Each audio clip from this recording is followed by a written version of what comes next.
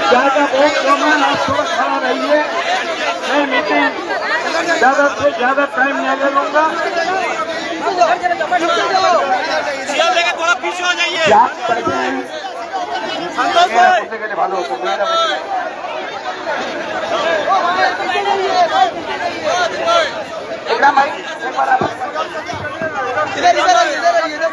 सा पीछे भाई, सारे पब्लिक को थोड़ा पीछे गए, बहुत आदमी है, जेंट्स लोग उधर है। बिस्मिल्लाहिर्रहमानिर्रहीम। अस्सलामु अलैकुम वरहमतुल्लाहि वबरकातुहू। आप तमाम हज़रात से गुजारिश है जो मेरे साथ शिरकत किए हुए हैं वो सब आगे की ओर आए। सबको यहाँ पे देना या फिर सीधे वहाँ पे पीछे जगह है वो सबको यहाँ के सामने लाओ। मेरी आवाज यहाँ तक जा रही है। मैं सैयद इकराम हुसैन आपको पूरे वोट के लोगों को मैं आप सबसे मुखातिब हूँ और मैं आप सबसे गुजारिश कर रहा हूँ कि आप तभी वोट के मंच में हाजिर हो।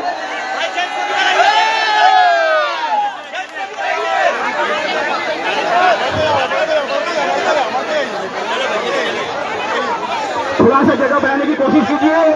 मैं जान रहा हूँ कि आपका वोट का पेपर यहाँ आ रहा है, आप बर्तन करने के लिए परेशान है। बड़ा मेहरबानी आप लोग सब यहाँ पे सामने आइए प्लीज।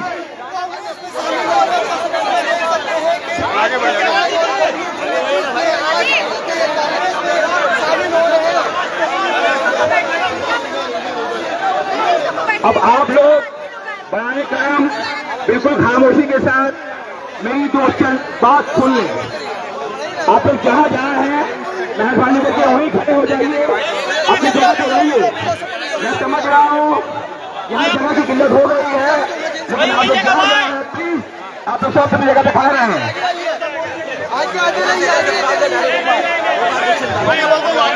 जो जहाँ है बड़ा मेहरबानी वहाँ पे खड़े हो जाए प्लीज, थोड़ी देर के रुक जाइए। आपको बता दें वहाँ पर कलकत्ता के 62 नंबर वार्ड में टीएमसी के कर्मी मोहम्मद इकराम और बबलू भाई ये सभी आज टीएमसी छोड़कर कांग्रेस पार्टी में शामिल हो रहे हैं। और ये नज़ारा है कलकत्ता के 62 नंबर वार्ड के सब्जी मोड़ का।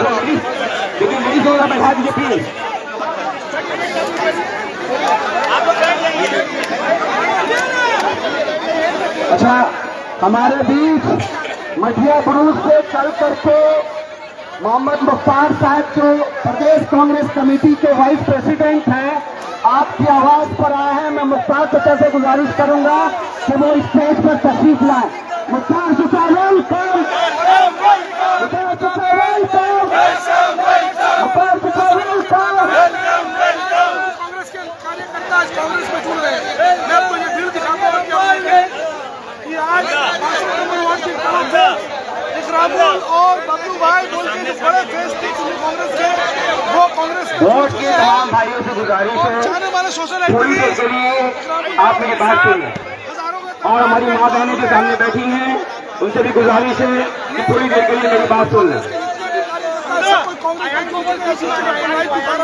बहुत उत्साह है, बहुत लोग खुश हैं यहाँ पे, लेकिन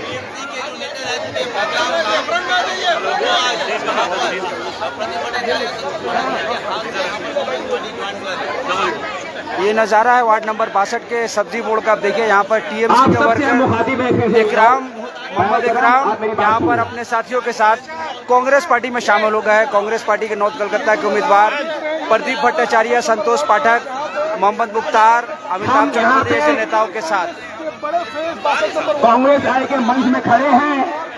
मुझे पता है कि आप लोगों का कान ये बात तस्लीम नहीं कर रहा होगा, आपका हाथ ये बिल्कुल तस्लीम नहीं कर रहा होगा, लेकिन यही हकीकत है कि हम अपने भाइयों के साथ यहाँ मौजूद हैं।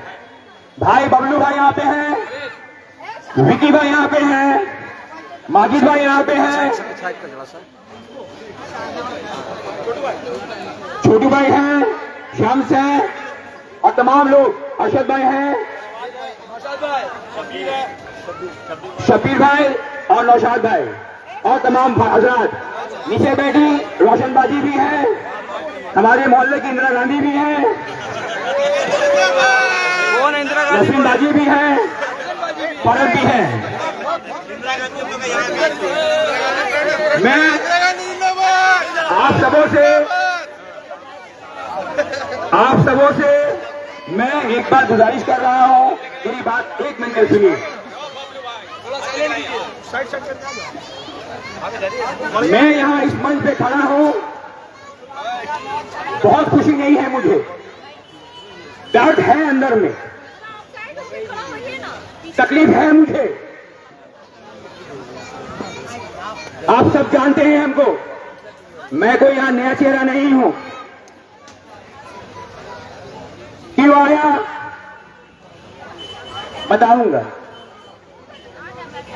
लेकिन एक बात कहूं, मुझे छोड़ दिया कोई गम नहीं। मलाल इस बात की है कि पता नहीं कि क्यों छोड़ दिया।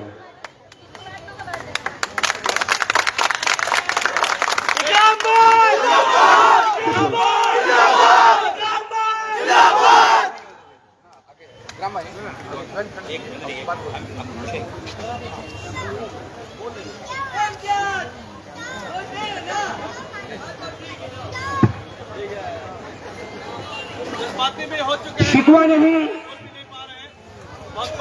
कि क्या दिया, गिला इस बात की है कि वफादारी का सीना मुझे ये दिया।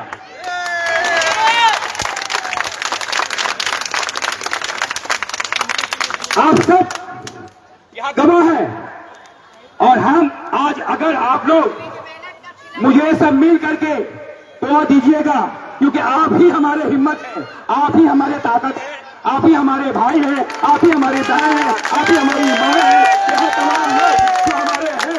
अगर आप सब दुआ दीजिएगा तो मैं ये झंडा पकड़ूंगा, और अगर नहीं तो मैं अभी बच्चों कर जाऊंगा।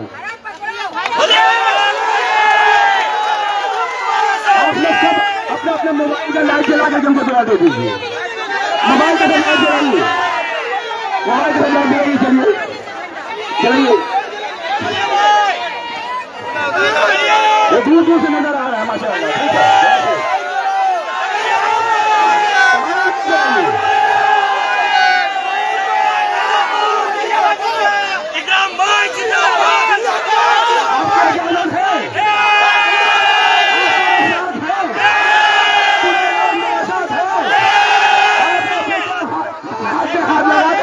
झंडा को पकड़े,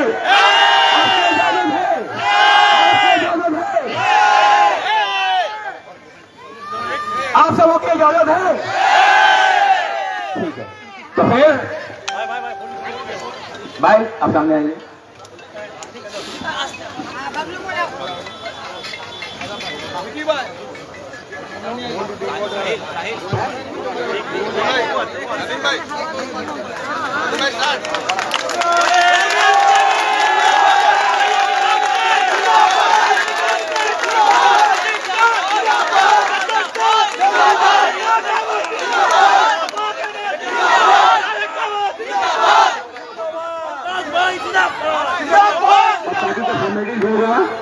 सबके साथ मैं आज भी इस मन में कहता हूँ, इकबाल भाई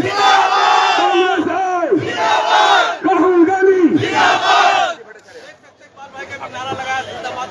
प्रदीप भट्टाचार्य को वोट दें, प्रदीप भट्टाचार्य को वोट दें, प्रदीप भट्टाचार्य को वोट दें, राहुल गांधी को वोट दें, सोनिया गांधी को वोट दें, सोनिया गांधी को वोट दें, वोट वोट वोट दें, वोट वोट वोट दें, कांग्रेस को वोट दें, प्रदीप भट्टाचार्य को वोट दें।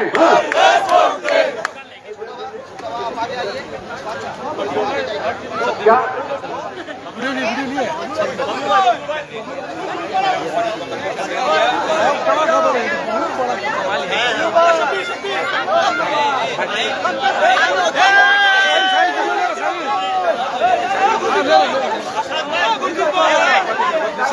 बच्चा ठीक है, 1.5 बच्चा था, हमने ज्वाइन कर लिया भाई, भाई ज्वाइन कर लिया। हम लोग सबके फूल में कांग्रेस का पहले हम लोग समझ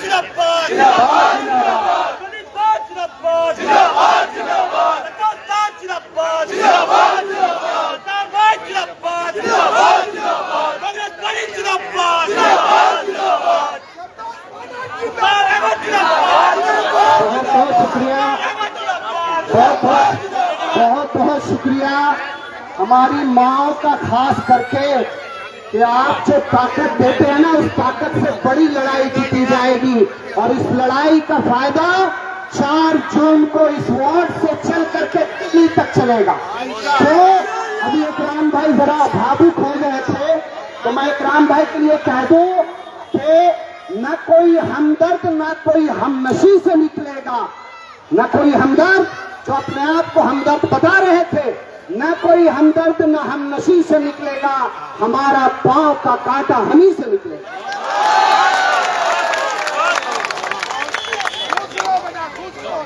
अब मैं अपने लीडरों से गुजारिश करूंगा कि एक एक करके जरा सा आप लोग तशरीफ रखें। और हमारे बीच मुख्तार चचा हैं, मैं उनसे गुजारिश करूंगा कि वो अपनी बात आपके सामने रखें। इनके साथ जब कदम से कदम मिला के चलिएगा ना, तो एक कदम 10 कदम के बराबर होता है। इनका नाम मुख्तार चचा, मटिया बुरुज से मुख्तार साहब, मोहम्मद मुख्तार साहब। दोस्तों और साथियों, मैं आज जो एरिया में आए हैं, अमीर लैन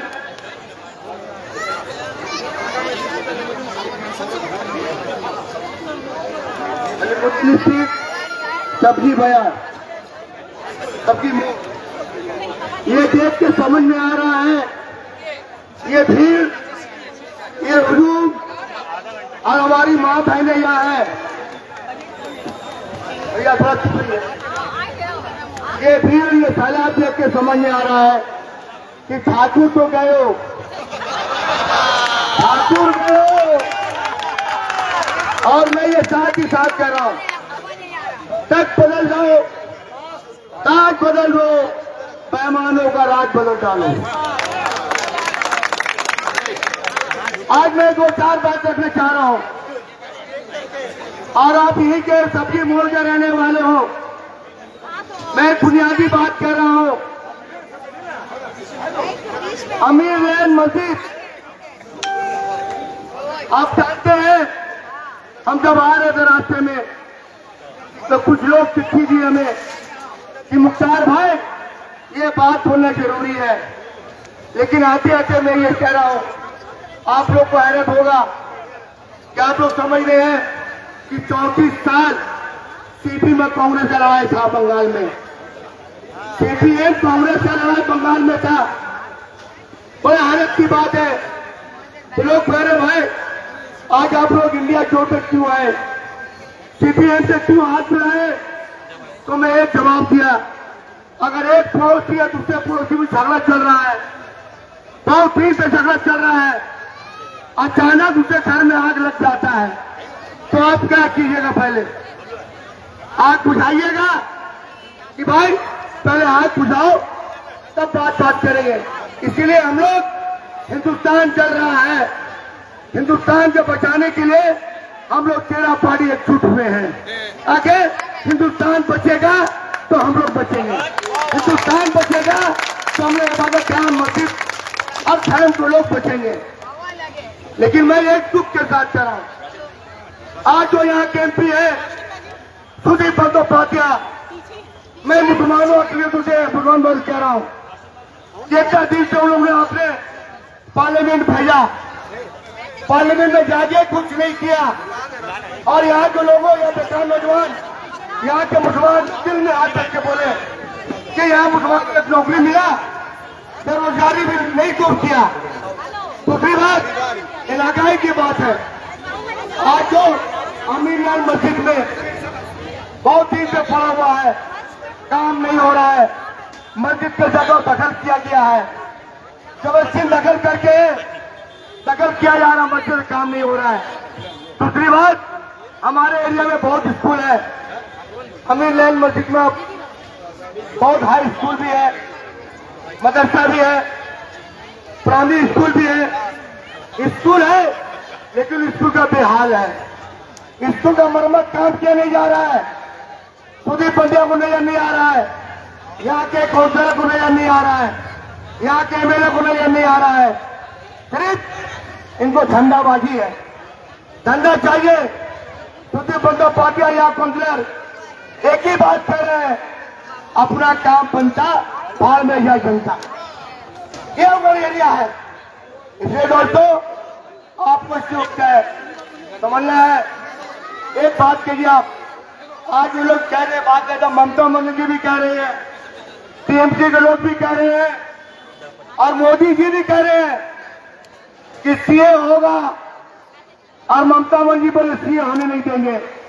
मैं लेकिन याद दिला रहा हूं आपको, जब सीए का मामला पार्लियामेंट में चल रहा था, यही ममता बनर्जी के एमएलए ने सीए का मीटिंग चल रहा था, सीए पे बात चल रहा था, वॉकआउट करके चले आए। वॉकआउट का मतलब सीए को समर्थन करना। 3 तलाक का मामला वॉकआउट कर लिया आप लोग, 370 का मामला वॉकआउट करके निकल गए। तो मतलब है मोदी कह रहे हैं दीदी आप बंगाल में ठीक है और दिल्ली में हमें, और बैठी है कि मुसलमान का हमदर्द है, मुसलमान के साथ में हिजाब पहन लेने से सच्चा मुसलमान नहीं होता है, हिजाब पहनने से धर्म को खेल मत कीजिए आप। और यही कह रहे होते हैं यहाँ के एमएलए या काउंसलर, मैं कौन यहाँ की बात कह रहा हूँ, सारे शुद्ध बनते बातों में रमजान के वक्त में कुछ तकसीम हो रहा था, ये भगोड़ हुई, बकरा ने थोड़ी शहीद आदमी की मौत हो गई, लेकिन उनके घर में कोई नहीं किया, ना एमएलए किया ना काउंसलर किया। इसलिए मैं दोस्तों कह रहा हूँ ये वक्त है, बदलने का वक्त है, और ज्यादा मैं कहूंगा, मैं एक बात कह रहा हूँ, हमारे सवाली कलकत्ता से खड़े हैं श्री प्रदीप भट्टाचार्य, दूसरा है सुदीप बंदोपाध्याय, तीसरा है तापस राय। मैं ये कह रहा हूँ 3 चेहरा है, एक चेहरा है सुदीप बंदोपाध्याय जो नादा केस कायदा में जेल खटा हुआ, दूसरा है तापस राय दल बदलू गद्दार, टीएमसी में रह के पीसीबी में चला गया। लेकिन मैं दावे के साथ कर रहा हूं टीएमसी के लोग पीसीबी में जाएंगे, पीसीबी के लोग टीएमसी में जाएंगे, लेकिन कांग्रेस के लोग पीसीबी में कभी हाथ नहीं मिलाएंगे, कभी हाथ नहीं मिलाएंगे। और लास्ट मैं कह रहा हूं, ये लोग क्या कहते हैं लक्ष्मी भंडार 1000 रुपया का, लेकिन मैं कह रहा हूं इंडिया जोट का सरकार बन रही है, 1 तारीख को यहाँ का वोट है, 4 तारीख को रिजल्ट है, और 1 जुलाई को इंडिया जोट का सरकार बनेगे और देश का प्राइम मिनिस्टर राहुल गांधी बनेंगे। और राहुल गांधी ने जो वादा किया है वो पूरा किया है। लक्ष्मी भंडार, अरे राहुल गांधी ने महालक्ष्मी भंडार आवाज किया है, महालक्ष्मी भंडार, यहाँ क्या दे रहे हैं 1000 रुपया महीना, साल में 12,000। देखो राहुल गांधी ऐलान किया है कि पहला जून को इलेक्शन होगा, यहाँ का 4 तारीख को रिजल्ट होगा, और 1 जुलाई को इंडिया सरकार बनेगा जिसका प्राइम मिनिस्टर राहुल गांधी, और 1 जुलाई से हर औरतों माँ बहनों को 8,000 8,500 में महीना जाएगा। वो भी कैसे? अकाउंट के लिए खटाखट खटाखट खटाखट खटाखट खटाखट जाने जाने जरूरत नहीं है, घर घर में जाने जरूरत नहीं है। अभी तुम्हारे सरकार लक्ष्मी भंडार जा रही है, कोई जरूरत नहीं है। हमारी माँ बहनों को अकाउंट दीजिएगा और हर महीना 8,500 आपके रिफंड में चले आएगा। खटाखट खटाखट कोई जरूरत नहीं है, ज्यादा वक्त नहीं लूंगा। अपनी आपका हमारा उम्मीदवार कांग्रेस पार्टी उम्मीदवार श्री प्रतिभा भट्टाचार्य ये है, और हमारे तो ये राजनीति के हमारे गुरु भी है श्री प्रतिभा भट्टाचार्य। आज कांग्रेस का जो मुकाम मिला है, जो जगह मिला है, उसका नाम है श्री प्रतिभा भट्टाचार्य। इसलिए मैं शुक्रिया अदा करता हूँ और हमारे प्रोफेसर श्री प्रतिभा भट्टाचार्य को ज्यादा से ज्यादा वोट देकर जिताए। अगर प्रतिभा जीतेंगे तो इनका हाथ मजबूत होगा और खासकर पूरे हिंदुस्तान में राहुल जी सोनिया जी के हाथ मजबूत होगा। यही बात बोल के हम अपना बदल होते हैं। अब हयात लेके चलो, हयात लेके चलो, कायनात लेके चलो, चलो तो सारे जमाने को साथ लेके चलो। अस्सलाम। बहुत बहुत शुक्रिया। कुछ और बोलने से पहले आपका वक्त का एक निहायत खुसूसी मेहमान जनाब अली इमरान रम्ज विक्टर साहब तशरीफ लाए। मैं और जो रायगंज से इस बार कांग्रेस के टिकट पर चुनाव लड़ चुके हैं और उम्मीद है कि अल्लाह ने इनको जिता भी दिया है। 4 तारीख का इंतजार है, क्योंकि इनकलाबी है तो इनके लिए ये कहते हैं कि एनआरसी और सीए का बड़ा मूवमेंट उस रायगंज में इनके तरह नहीं कि पार्लियामेंट में वॉकआउट करते और यहाँ आकर के मोदी के लिए मोदी के अगेंस्ट यहाँ रैली करते हैं। तो मैं जनाब अली इमरान रम साहब के लिए कहता कहूंगा कि इनकलाब की आमद का इंतजार न कर, इनकलाब के आने का इंतजार न कर, चल उठ खड़ा हो, इनकलाब पैदा कर। बहुत बहुत शुक्रिया इमरान भाई।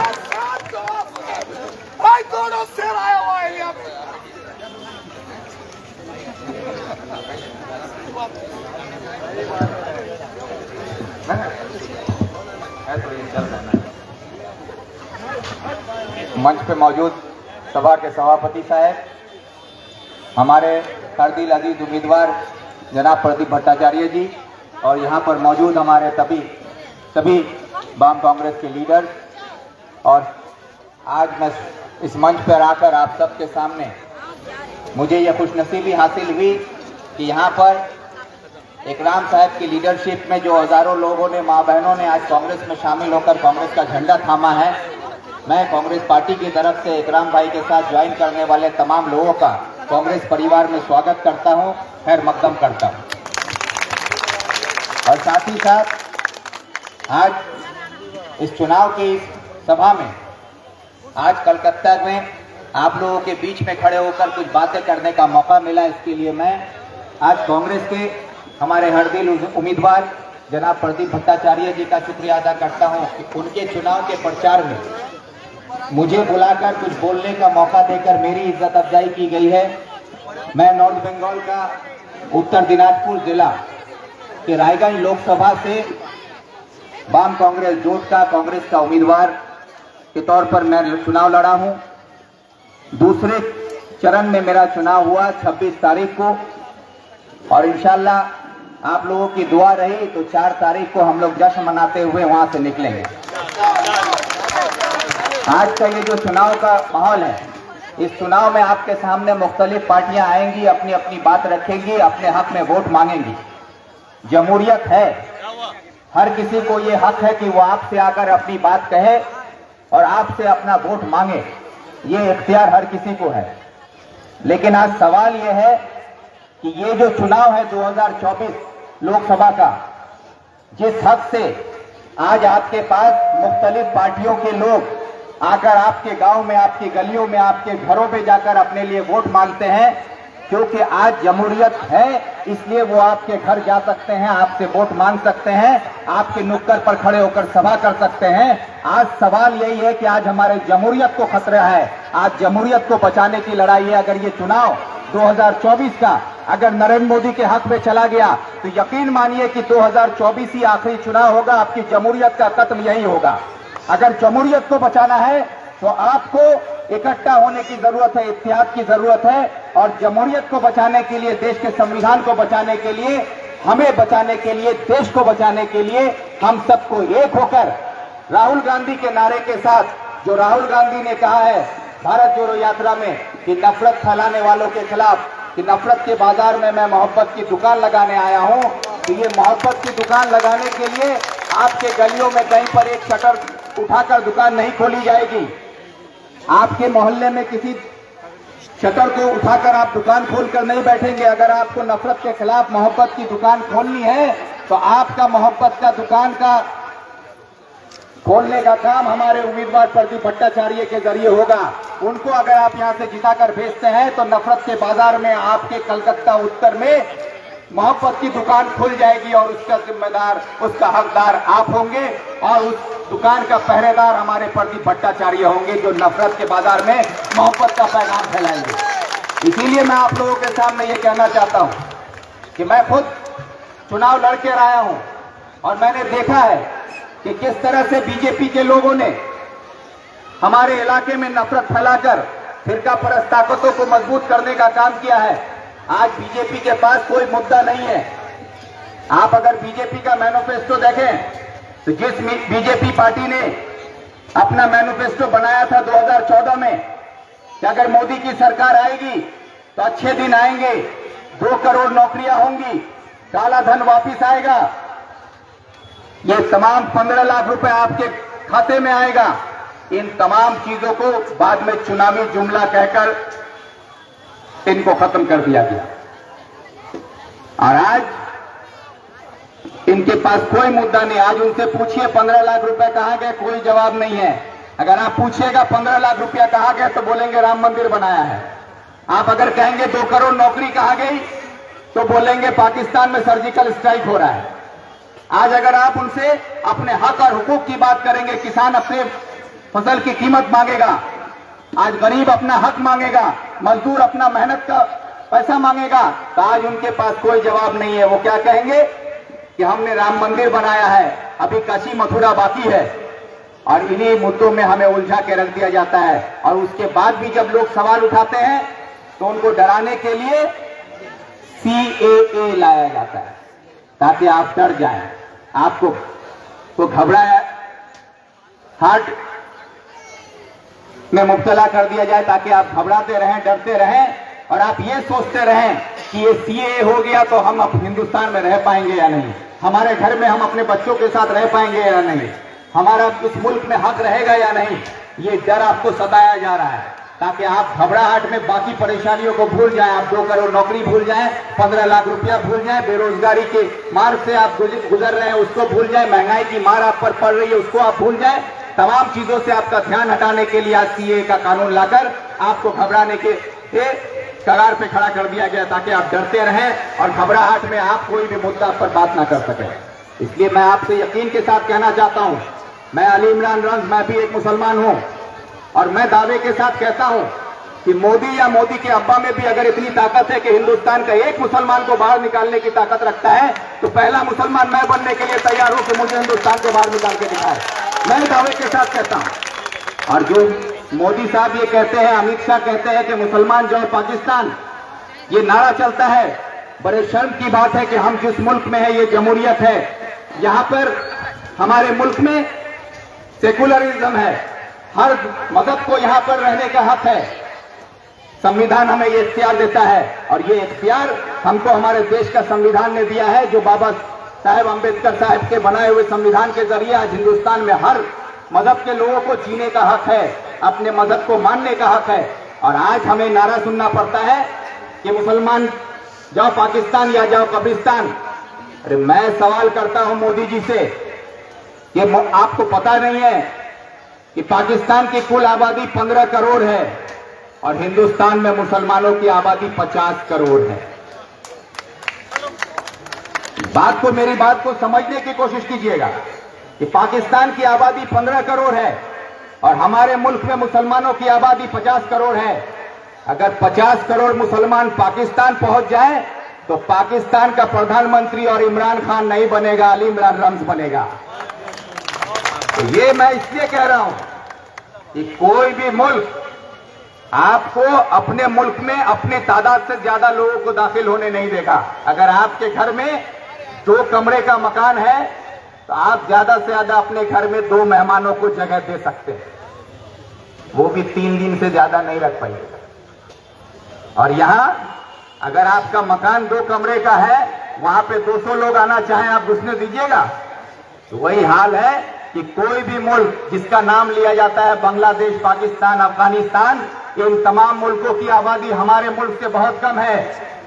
और रहा सवाल जो ये डर दिखाया जाता है कि मुसलमान माइनॉरिटी है, माइनॉरिटी का जो नारा दिया जाता है, तो मैं आपको कहता हूं कि हमें अपने सोच को बदलने की जरूरत है कि माइनॉरिटी का एहसास दिलाकर यह बताया जाता है कि हम कमजोर हैं। हमें यह सोचने की जरूरत है कि हिंदुस्तान की दूसरी सबसे बड़ी ताकत मुसलमान है, और दूसरी सबसे बड़ी ताकत मुसलमान है, और इसी ताकत का इस्तेमाल सियासत में किया जाता है, जो बंगाल में ममता बनर्जी करती है, जो मुसलमानों को अपने पल्लू से बांधकर उनको सीए का डर दिखाती है कि मोदी आएगा तो सीए होगा, मैं रहूंगी तो सीए नहीं होगा। अरे ये वही ममता बनर्जी है जिसने पार्लियामेंट में सीए को पास करके आकर बंगाल में नौटंकी किया है।